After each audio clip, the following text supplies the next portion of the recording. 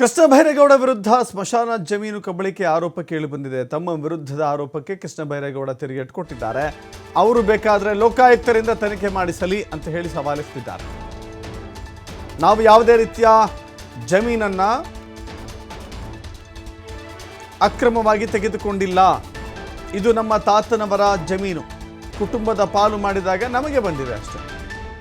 ಪಿತ್ರಾರ್ಜಿತ ಆಸ್ತಿಯಿಂದ ನಮಗೆ ಬಂದಿದೆ. ಅಲ್ಲಿ ತಪ್ಪಾಗಿದೆ ಅಂದರೆ ತನಿಖೆ ಆಗಲಿ, ಲೋಕಾಯುಕ್ತರ ಮೂಲಕ ತನಿಖೆ ಮಾಡಿಸಲಿ, ಇಲ್ಲವೇ ಕೋರ್ಟಿಗೆ ಬೇಕಾದರೂ ಹೋಗಲಿ.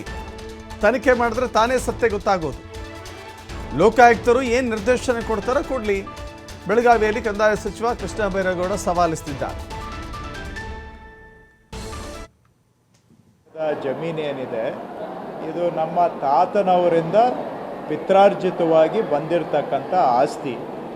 ನಮ್ಮ ತಾತನವರು ಅವರಿಂದ ಅವರ ಮಕ್ಕಳು, ನಮ್ಮ ತಂದೆ, ನಮ್ಮ ಚಿಕ್ಕಪ್ಪಂದಿರು, ಅವರಿಂದ ನಂತರ ನಮಗೆ ವಿಭಾಗದ ಮುಖಾಂತರ ಬಂದಿರತಕ್ಕಂತಹ ಆಸ್ತಿ ಇದು ಯಾವುದೂ ಕೂಡ ಗ್ರ್ಯಾಂಟು ಮಾಡಿಸ್ಕೊಂಡಿರುವಂಥದ್ದಾಗಲಿ ಅಥವಾ ನಾವು ಯಾವುದೋ ಒತ್ತುವರಿ ಮಾಡಿರುವಂಥದ್ದಲ್ಲ, ಅಥವಾ ನಮ್ಮ ಕಾಲದ್ದು ಅಲ್ಲ. ಇದು ನಮ್ಮ ತಾತನವರು ಕ್ರಯದ ಮುಖಾಂತರ ತೆಗೆದುಕೊಂಡು ಆ ನಂತರ ನಮ್ಮ ಕುಟುಂಬದಲ್ಲಿ ಭಾಗ ಆಗಿ ಭಾಗದಂತೆ ನಮಗೆ ಬಂದಿದೆ.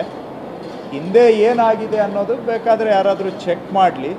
ಇದು ನಮಗೆ ನಮ್ಮ ತಾತ ಅವರು ಖರೀದಿ ಮಾಡಿದ ಜಾಗ ಹೌದಾ ಅಲ್ವಾ, ಅದರ ಮುಖಾಂತರ ವಿಭಾಗ ಆಗಿ ನಮಗೆ ಬಂದಿರೋದು ಹೌದಾ ಅಲ್ವಾ, ಈ ಕಾಲದಲ್ಲಿ ಇದು ಏನಾದರೂ ಆಗಿದೆಯಾ, ಯಾವ ಕಾಲದಲ್ಲಿ ಇದು ನಮ್ಮ ಕುಟುಂಬಕ್ಕೆ ಬಂದಿದ್ದು ಅನ್ನೋದನ್ನು ಬೇಕಾದರೆ ಯಾರು ಬೇಕಾದರೂ ಚೆಕ್ ಮಾಡಲಿ.